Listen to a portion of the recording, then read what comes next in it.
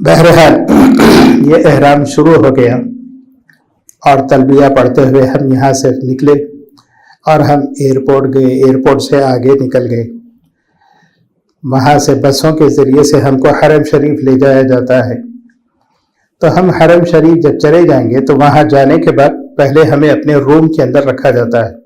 ہم اپنا سامان وغیرہ پورا وہاں رکھنے کے ساتھ ہی اگر وضو ہو تو وضو کر لے، پھر وہاں سے حرم شریف کی طرف چلے۔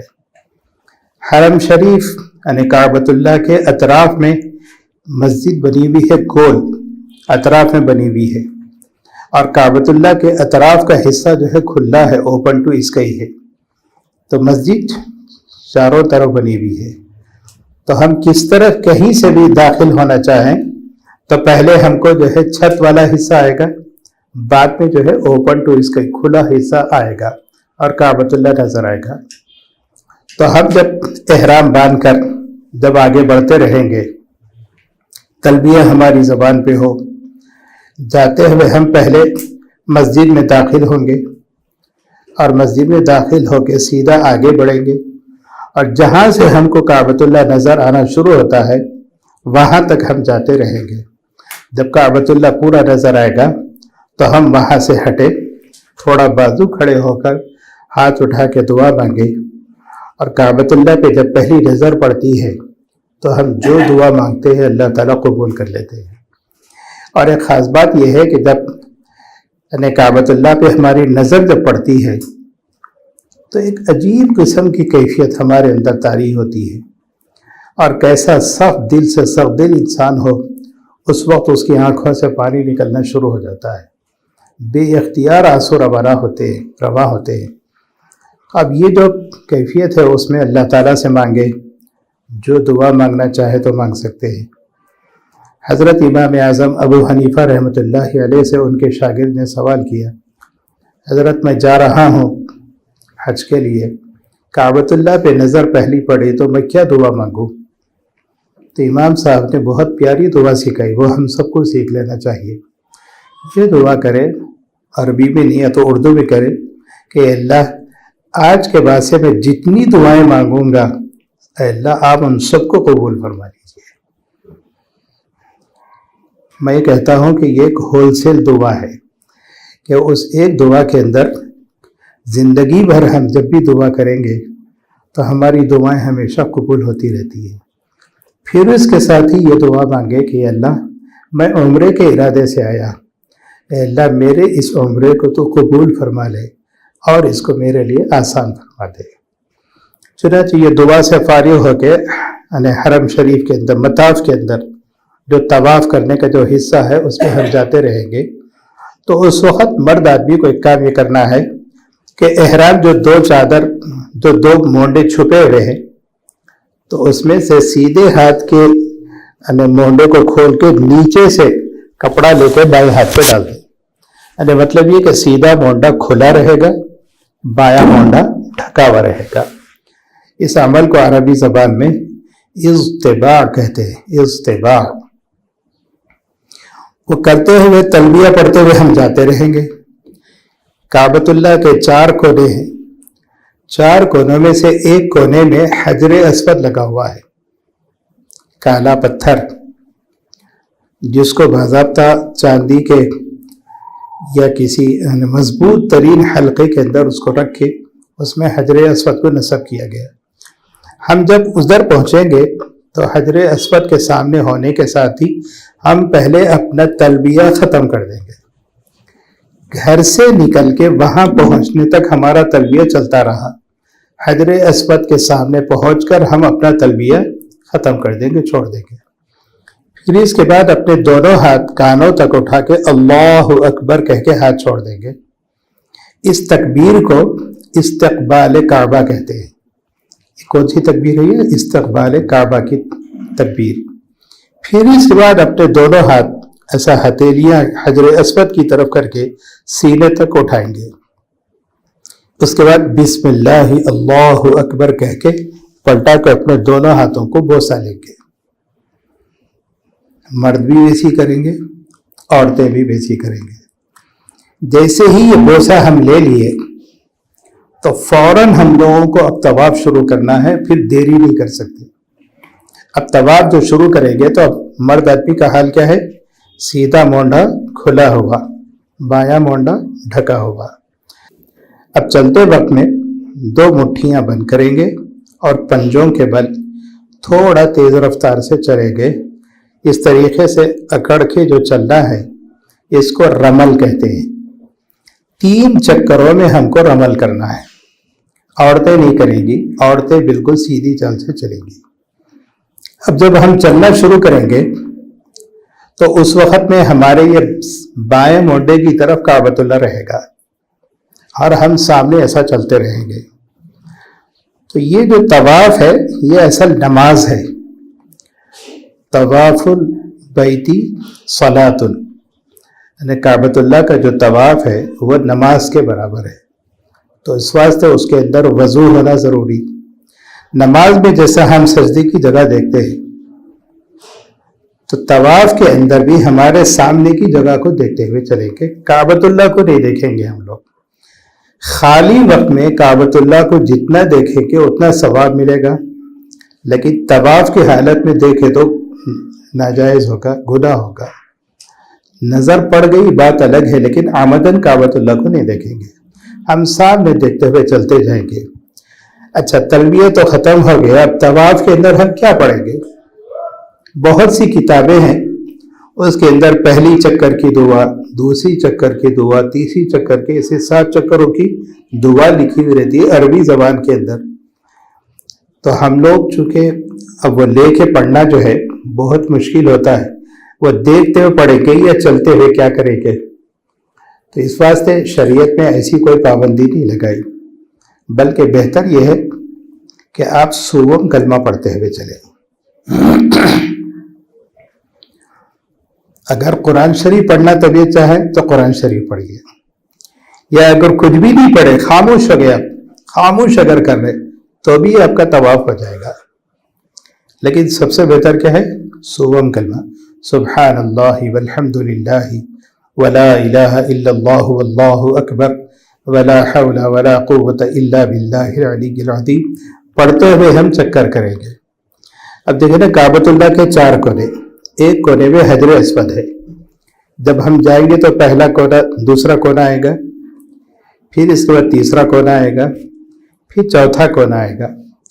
چوتھے کونے سے پھر حجر اسود پہ آنے تک وہ جو حصہ ہے وہ جو چوتھے کونے میں جو ہے ایک کعبۃ اللہ کے اطراف میں چھوٹا سا سوراخ کر دیتے ہیں غلاف کے اندر، اس کو رکن یمانی کہتے ہیں۔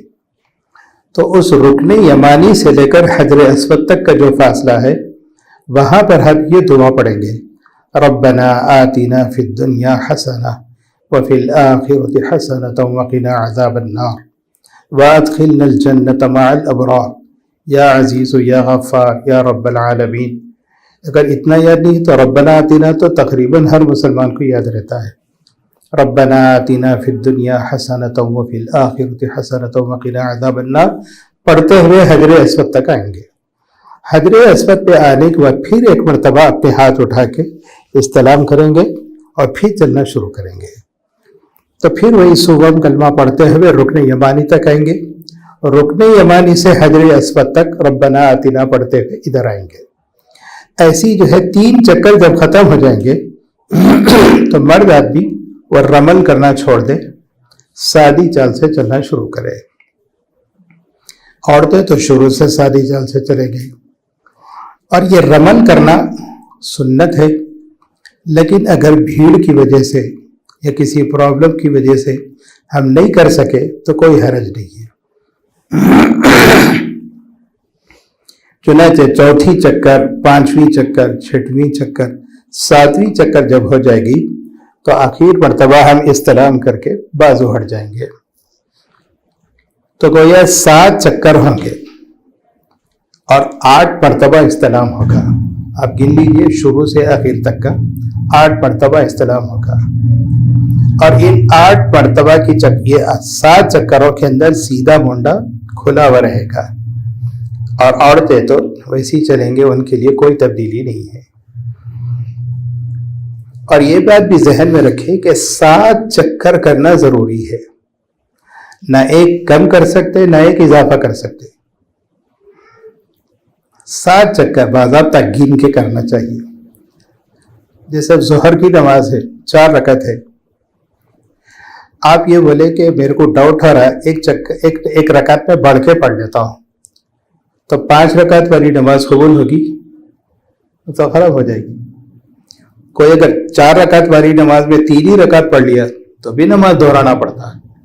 تو ایسے ہی کعبۃ اللہ کا جو طواف ہے یوں سمجھ لو جیسے اس کے 7 رکعت ہے، تو 7 کا مطلب 7 ہی کرنا ہے، اس واسطے گن گن کے کرنا ہے۔ ایک تسبیح ہے یہاں پر،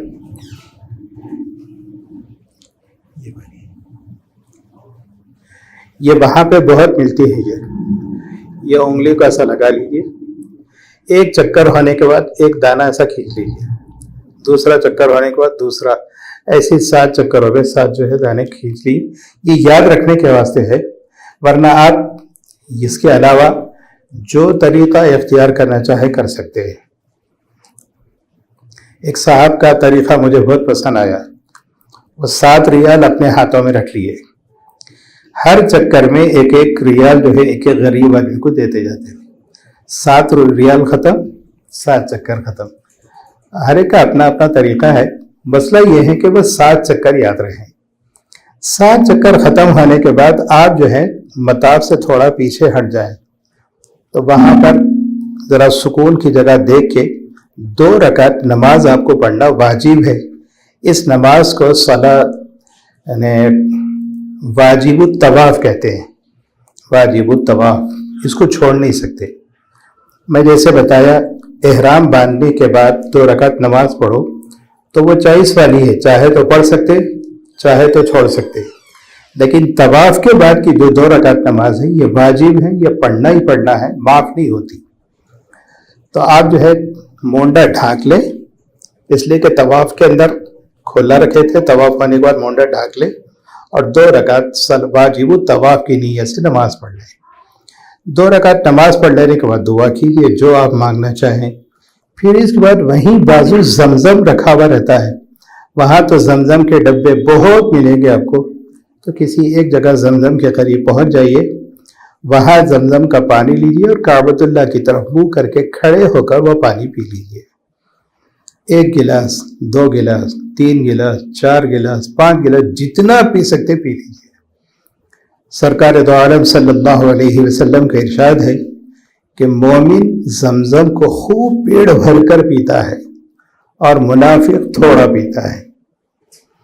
تو ہم خوب پیے پانی، جتنا چاہے پی سکتے ہیں، لیکن ایک تجربے کی بات یہ ہے کہ وہاں جتنے ڈبے رکھے ہوئے رہتے پانی کے، اس میں سب ٹھنڈا پانی رہتا ہے، اور 1-2 ڈبے جو ہے نارمل پانی کے بھی رہتے ہیں۔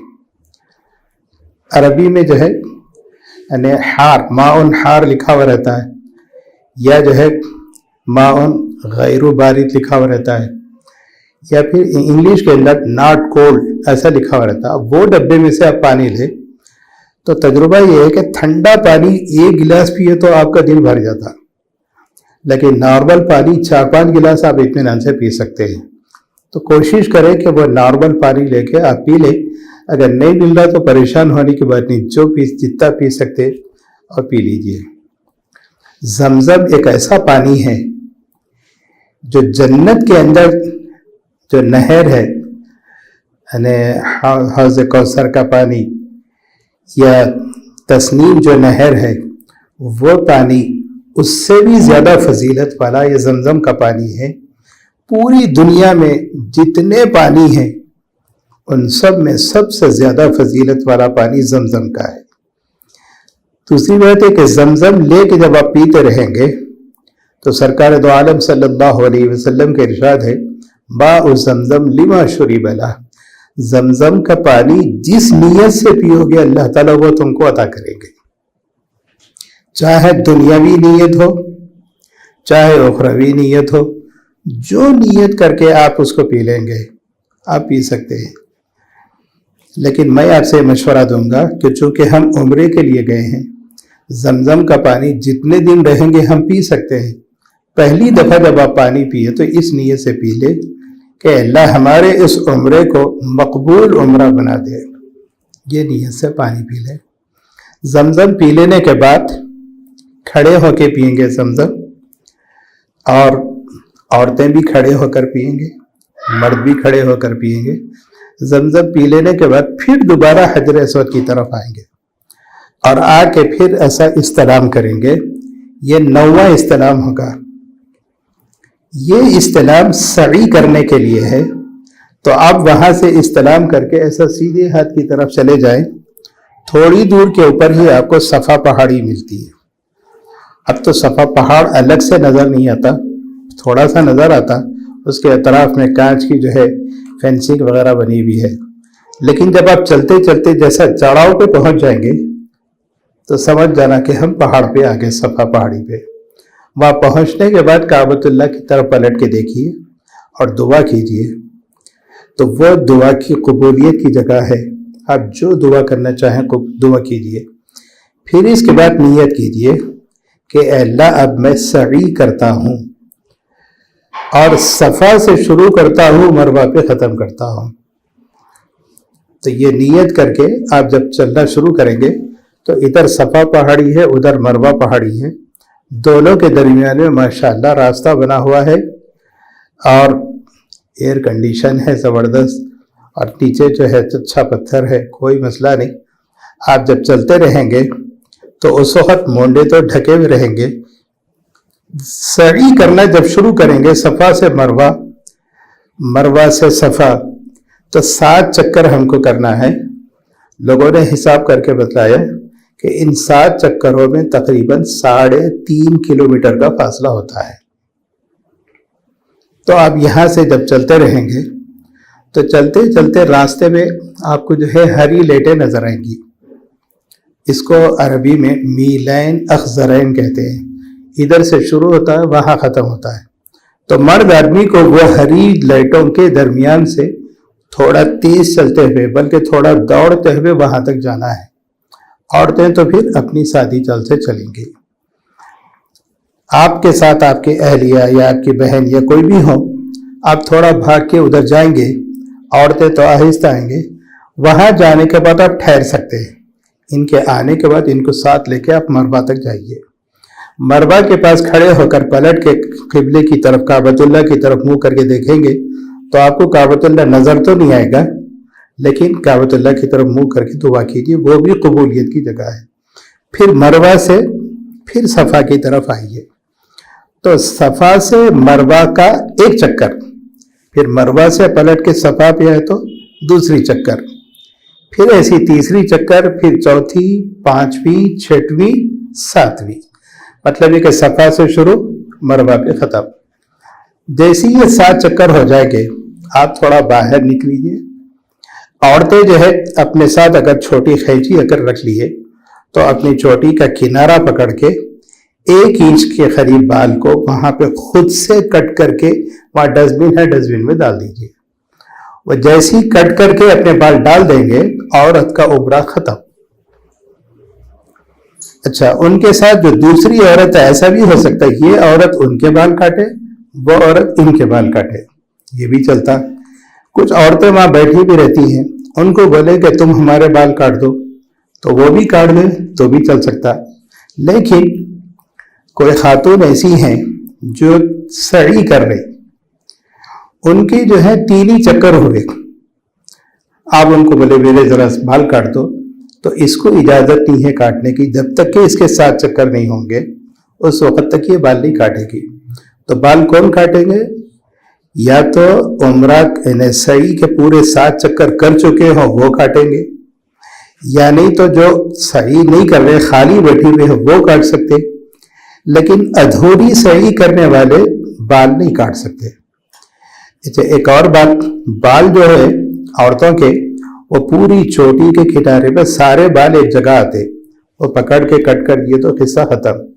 لیکن آج کل جو ہے کئی لوگوں کے فیشنیبل بال ہو گئے، ادھر کا سائز الگ ہوتا ہے، پیچھے کا سائز الگ ہوتا، تو پھر ایسی عورتوں کو ہر جگہ سے 1 انچ بال کٹ کرنا پڑے گا۔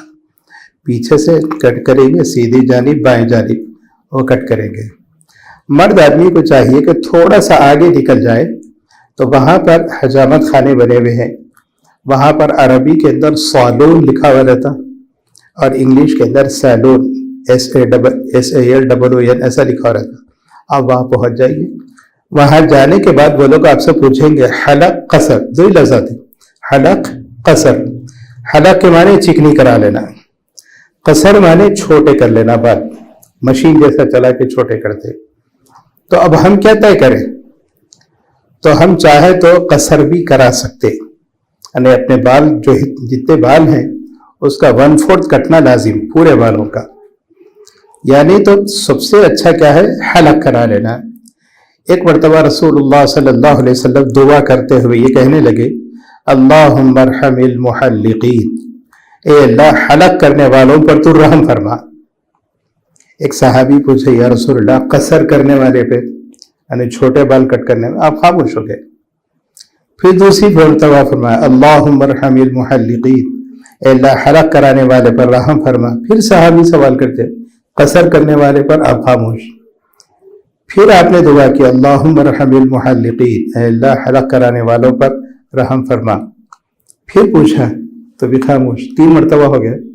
چوتھی مرتبہ پھر آپ نے کہا، اللہم ارحم المحلقین، کہ اللہ حلق کرنے والوں پر رحم فرما۔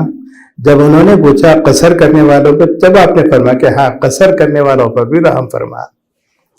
بات صاف ہے، قصر کرنے والے پر سے حلق کرنے والے کو 3 درجے اضافہ جو ہے اللہ تعالیٰ کے نبی کی طرف سے دعا ملتی ہے۔ یہ ہمارے بال جو ہے اللہ تعالیٰ ایسی دیے ہیں کہ وہ ہم چاہے نہ چاہے وہ تو آتے رہتے، ہم کٹ کرتے رہتے۔ ایسا تو نہیں کہ ایک مرتبہ کٹ کر دیے تو پھر بال ہی ختم ہو گئے ہمارے، ایسا بھی نہیں ہوگا۔ تو لہٰذا میں یہ ایسے مشورہ دوں گا کہ آپ لوگ حلق کرا لیں، وہاں حلق کر لیں۔ جیسے ہی حلق ہو گیا آپ کا عمرہ ختم ہو گیا۔ اب جو کپڑے ہیں جسم پہ تو وہ خالی کپڑے ہو گئے، وہ احرام نہیں رہا۔ اب آپ اپنے جو ہے روم پہ آئیے اور آنے کے بعد جی چاہا غسل کیجیے، کپڑے پہن لیجیے، سلے ہوئے کپڑے پہن سکتے ہیں، جتنا چاہا آپ عطر لگا سکتے ہیں۔ آپ جتنے دن تک وہاں رہیں گے اتنے دن تک آپ کعبۃ اللہ کو آتے رہیں، نمازیں پورے کعبۃ اللہ پہ ادا کرتے رہیں، اور پھر جو ہے طواف روزانہ کرتے رہیں۔ اب یہ جو طواف ہے ہمارا، یہ عمرے کا طواف نہیں، خالی طواف ہے۔ اس خالی طواف کے واسطے احرام کی ضرورت نہیں ہے، تو اب وہ استباع کرنے کی بھی ضرورت نہیں ہے، رمل کرنے کی بھی ضرورت نہیں ہے۔ آئے تو خالی بسم اللہ اللہ اکبر کہہ کے ہاتھ چوم لیں، ایک چکر سورم کلمہ پڑھتے ہوئے کریں، اور رکن یمانی سے حجر اسود تک ربنا آتینا پڑھتے ہوئے کر لیں، دوسری چکر، تیسری چکر، چوتھی، پانچویں، چھٹویں، ساتویں چکر۔ ساتویں چکر کمپلیٹ کرنے کے بعد پھر کونے میں آئیں گے، وہاں کھڑے ہو کر 2 رکعت واجب طواف نماز پڑھیں گے۔ یاد رکھیے کہ 7 چکر اور یہ 2 رکعت واجب الطواف، یہ دونوں کو ملا کے ایک طواف کہلاتا۔ اگر آپ وہ 2 رکعت پڑھنا چھوڑ دیے تو وہ ذمے آپ کے رہے گا، کبھی نہ کبھی تو پھر دوبارہ آپ کو قضا کرنا پڑے گا، وہ بھی حدود حرم کے اندر ہی کرنا پڑے گا۔ یا آ کے اپن وہ نماز پڑھ لیں گے تو نہیں ہو سکتا، وہیں پر پڑھنا ہے۔ تو اس طرح سے یاد رکھ لیں کہ جب بھی ہم طواف کریں 2 رکعت پڑھنا ہے، بھولیں گے نہیں اس کو۔ البتہ عصر کی نماز کے بعد اگر ہم طواف کریں، ابھی مغرب کی اذان نہیں ہوئی، وہ جو 2 رکعت نماز جو پڑھنا ہے تو وہ مغرب کی فرض نماز پڑھنے کے بعد 2 رکعت سنت سے پہلے یہ 2 رکعت واجب الطواف پڑھ لے، اور پھر اسی وقت 2 رکعت سنت نماز پڑھ لے۔ بعض مرتبہ ایسا ہوتا 7 چکر ہم کر لیے، چلو 1 چکر کر لیں گے، بلکہ اگر آپ 1 چکر کر لیے تو بقیہ 6 چکر آپ پہ واجب ہو جاتے۔ مطلب یہ کہ 1 چکر نہیں کرے تو 7 کرنا پڑے، یا تو کرو مت یا کرے تو 7 چکر کرنا ہے۔ تو اب دوسرا طواف شروع کر دیے۔ اب جیسے نماز پڑھنا نہیں ہے، ایک طواف ہو گیا، آپ نیت کر لیے کہ میں دوسرا طواف شروع کرتا ہوں، تو دوسرا طواف ہو گیا۔ تو مغرب کی نماز کے بعد آپ 2 رکعت واجب الطواف پہلے طواف کے پڑھ لیں، پھر 2 رکعت واجب الطواف دوسرے طواف کے لیے پڑھ لیں۔ یہ ماشاءاللہ روزانہ جو ہے جتنے آپ طواف کر سکتے ہیں ہم بعض گاؤں والوں کو دیکھا، گاؤں والے بڑے مضبوط رہتے ماشاءاللہ، چلتے پھرتے روزانہ 10 طواف بڑی آسانی کے ساتھ کر لیتے تھے، اور بعض لوگوں کو ایک طواف مشکل. لیکن ہم لوگ نیت کر لیں کہ انشاءاللہ صبح دوپہر شام کم از کم 3 طواف ایک دن میں تو کر لیں گے. کبھی بھی کر سکتے، رات میں کر سکتے، دن میں کر سکتے، اپنی طرف سے کر سکتے، اپنے رشتہ داروں کی طرف سے کر سکتے، مرحومین کی طرف سے بھی کر سکتے، زندوں کی طرف سے بھی کر سکتے، مردوں کی طرف سے بھی کر سکتے، عورتوں کی طرف سے بھی کر سکتے، بچوں کی طرف سے بھی کر سکتے. پھر اس کے بعد وہاں جو نماز پڑھیں گے آپ کعبۃ اللہ میں، ایک نماز کا ثواب 1,00,000 نمازوں کے برابر ملے گا. ایک دن میں آپ 5 نمازیں پڑھے تو کتنا ثواب ملا آپ کو؟ 5,00,000 نمازوں کا ثواب ملا. اور آپ یہاں اپنے محلے میں، اپنے شہر میں آپ ایک دن میں 5 پڑھیں گے تو ایک سال کے اندر 1700 یا 1800 نمازیں ہوتی ہیں. 10 سال اگر پڑھیں گے تو 1,80,000. اب آپ کو کتنے سال پڑھنا پڑے گا؟ 10 سال پڑھے تو 18,000 ہوتے، 100 سال پڑھیں گے تو 1,80,000. 200 سال پڑھے، 250 سال اگر نمازیں پڑھے تو جب جا کے 5,00,000 نمازوں کے برابر ہوں گے. لیکن کعبۃ اللہ میں ایک ہی دن میں 5,00,000 نمازوں کا ثواب ملے گا. تو یہ اتنی عظیم الشان دولت ہے کہ آپ اس کی جتنی بھی قدر کر لے کم ہے. بعض مرتبہ کیا ہوتا ہے، لوگ جدہ سے بیٹے بھائی وغیرہ آ کے بولتے چلو عمرہ کر لینا، چلو جا کے جدہ میں جا کے آئے گے. جائیے جدہ، جا سکتے، لیکن اتنا ہی فرق دیکھ لو، یہاں ایک نماز کے 1,00,000 نمازیں ہیں مانگے تو ایک کے ایک نماز خالی. تو کوئی بزنس کرنے والا اگر یہاں کھڑے ہو کے کرے تو 1,00,000 روپے ملتے ہوں، دوسری طرف ایک یا جماعت سے پڑھے تو 27 روپے ملتے ہوں، تو انہیں 1,00,000 کو چھوڑ کے تو نہیں جاتا کہیں پہ بھی. تو ہم بھی اگر جائیں تو جتنا ہو سکے جلدی واپس آئیں، اس لیے کہ بار بار یہ سعادت تو ہم کو مل نہیں سکتی، ہم برابر پڑھتے رہیں. الحمدللہ یہ تو عمرے کا طریقہ ہو گیا. لیکن آپ کو اگر شوق ہوا کہ میں دوسرا عمرہ کروں تو آپ کیا کیجئے، وہاں سے حرم کا جو بارڈر ہے اس سے ذرا باہر نکلنا پڑے گا، یعنی حرم سے حل کے اندر آنا پڑے گا، چاہے 1 ہی فٹ کیوں نہ ہو.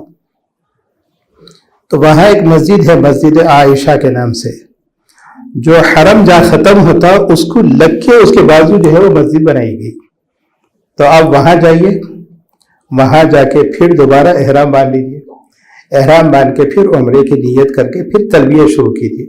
تلبیہ پڑھتے ہوئے پھر سیدھا حرم شریف کو آئیے اور مونڈے سے کپڑا نکال لیجیے، نکال کے پھر وہی یعنی بسم اللہ اللہ اکبر یعنی بوسہ لے کے ہوئے پہلی چکر رمل کے ساتھ، دوسری چکر، تیسری چکر رمل کے ساتھ، بقیہ 4 چکر سادی چالوں سے کر لیجیے. پھر 2 رکعت واجب الطواف نماز پڑھ لیجیے. نماز پڑھ لینے کے بعد پھر صفا مروہ کے ساتھ چکر کر لیجیے. پھر باہر نکل کے آپ حلق کرا لیجیے. آپ بولیں گے کل ہی میں کر لیا تھا حلق، اب سر پہ ایک بھی بال نہیں ہے، پھر اب کہاں سے ہوگا؟ تو یاد رکھیے اس طرح پھیرنا لازم، اگر نہیں پھیریں گے تو آپ احرام سے باہر آ ہی نہیں سکتے. تو آپ 1 عمرہ، 2 عمرے، 3 عمرے، اللہ تعالیٰ جتنی طاقت دیا اتنی آپ کر سکتے ہیں. کر کے جب واپس آتے رہیں گے اللہ تعالیٰ سے دعا کرے کہ یا اللہ یہ ہمارا جانا آخری نہ ہو، بار بار ہمیں یہاں کی حاضری نصیب فرمائے. یہ دعا پڑھتے ہوئے آپ واپس ہو سکتے ہیں.